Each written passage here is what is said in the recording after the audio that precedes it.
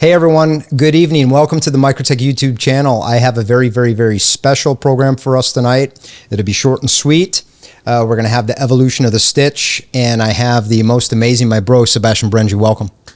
Hi, Tony. So what we're going to do is a lot of you have often wondered, the evolution of the Stitch itself. So I'm going to have Sebastijan just kind of bring it in by just giving us his adaptation. I remember when the first Stitch or the first adaptations of this blade design was around in the very early beginnings, which evolved into the products that we now have today. But Sebastijan, bring it to us tonight, man.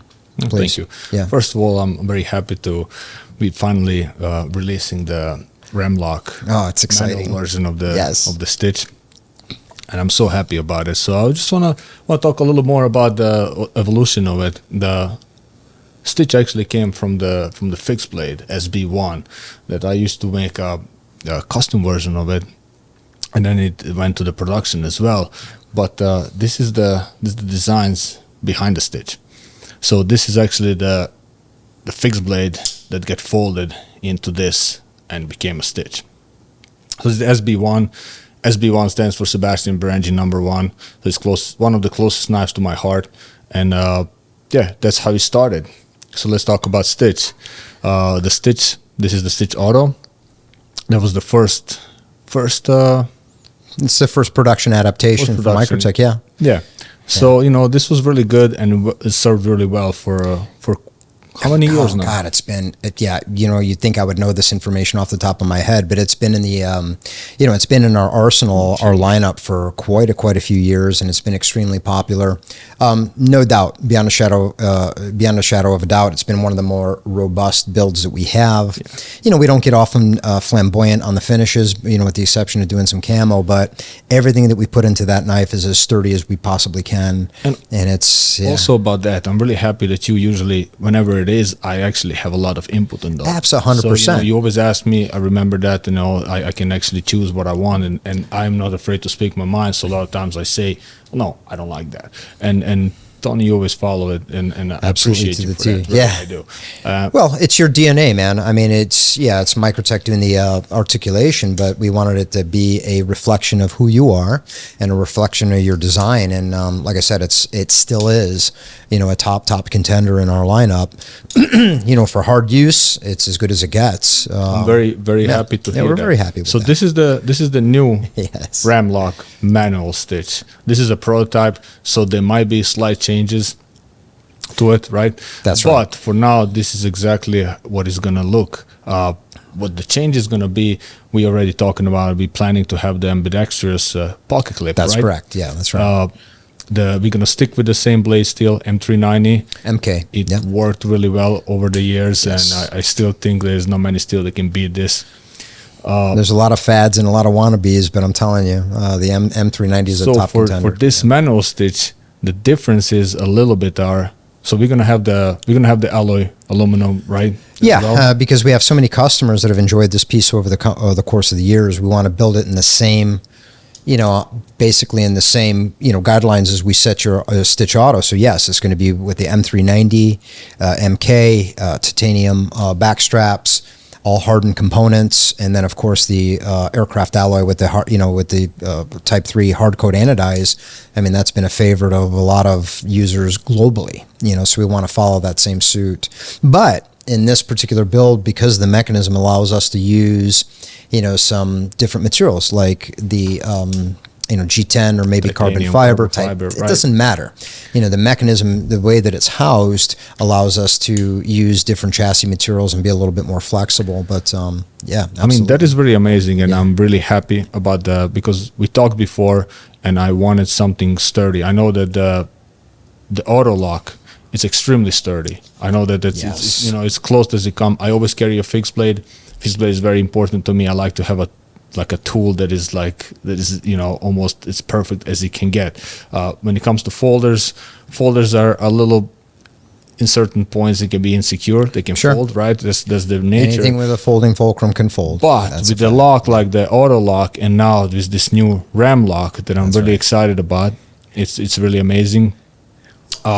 tell me more about that lock. This is relatively new for Microtech, right? It is. It is. We were looking at something. I mean, because traditionally we've done lock bars, liner locks, you name it, across the board.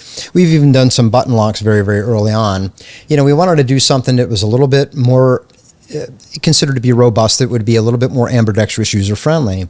In the ambidextrous, function controls is just because not so much for left-handed users, but we get a lot of operators that'll use it on their weak side anyway, So we wanted to do something in and along these lines, something extremely robust, rock solid, lock up.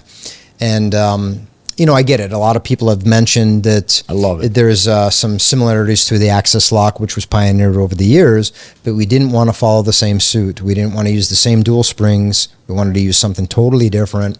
It looks like the idea is similar, but if you look at it up close and you look at it inside, no, it's totally different. Yeah, right. If you look at it from the inside and the way this lock is sustainable for much longer time, it's absolutely. We wanted to build something as foolproof as we thought we could, and so far we've been able to get at least, between design and utility patents, at least 3 that I'm aware of, and I think a 4th, for a utility, to safeguard what we've done here, because it is that different. At least we think, So, yeah, I mean, we made your knife just a little bit. The continuity with the blade material is a little bit thinner. We use 190 thousandths thick on the auto, 160, auto. Yeah, 160. So the Stitch Ram is actually a little bit thinner and is thinner in the hand. Not by much. We just wanted to have some continuity because we use this particular lock across a couple different models, like the MSI that was also released at SHOT Show with a great deal of success. And we also have a third coming through. I can't mention as much as I want to. You'll see the pictures, and you have probably already, but the third adaptation of this knife that we're releasing for Blade Show is going to be extremely well received, I hope. So we're excited. But in the meantime, the Stitch and the Ram-Lok and the MSI will be starting to be produced next week. So you're going to see them while you're here. You'll get an opportunity to partake in the testing and also the further development by making some line item changes. The first 200-300 units will of course have the original clip, but we anticipate making those changes based on your recommendations going forward. Like you've already recommended some jimping and some other things to make it a little bit more robust in the hand. So I'm interested to see. You'll be here at a good time. Because, make no mistake, I mean, you see it, this entire knife's being made, within the confines of Microtech, every last little piece.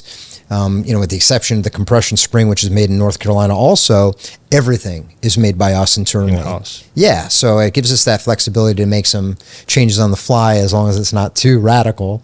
We can get it done in a hurry. But we're super excited of this particular piece.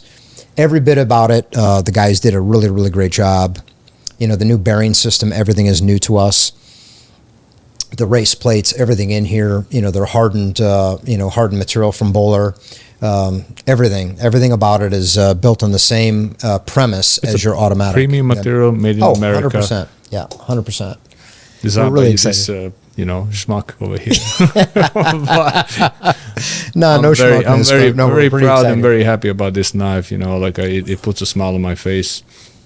I was proud with the Stitch Auto, and a lot of people wanted the manual version. There's a lot of state laws that don't allow a lot of people to have manuals. This is true. Also, outside of the U.S., a lot of it. So I think this is going to be a really nice, Like I said, when we go to Hawaii for your birthday and we do that thing, I want to carry a full serrated one.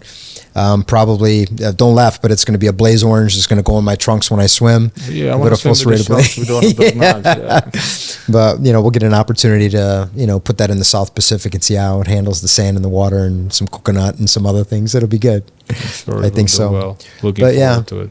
So outside of that, for this year, I mean, that's probably one of our top tier lineups with the Ram-Lok. But we also can anticipate, if I could put a little teaser out there, is to let folks know that we're working on a couple of additional fixed blades of yours. Very, very exciting because I dig the fixed blades as well. But there's one that I won't leak. I won't link it out yet, but that I'm especially excited about. Think about Blade Show, right? Yes, Blade Show. Blade Show. At least no later than Blade Show. You know, to have the Who knows? production. Maybe we can hustle up to I Texas. think we can maybe Texas. Maybe a prototype. Maybe prototype or something like that for sure. But you know, we've been able to pull shit out of our ass a lot, you know, pretty quick when we put our minds to it. But it's pretty exciting. So that's one thing, man. We work really hard, and when we put months to it, we make it happen. Absolutely, absolutely. So yeah, so everybody, this is the new Ram-Lok. Definitely anticipate the destructive testing and some other really cool reviews to come here on the YouTube and on the Instagram and social media. But it'll be no holds barred. We got our team really anxious to see exactly, you know, if we have any weak points in any proportions of the designs that we can improve on. So definitely stay tuned. Thank you. And Sebastian, thank you so much, bro. Thank you, bro. Good job on everything. Yeah, thanks.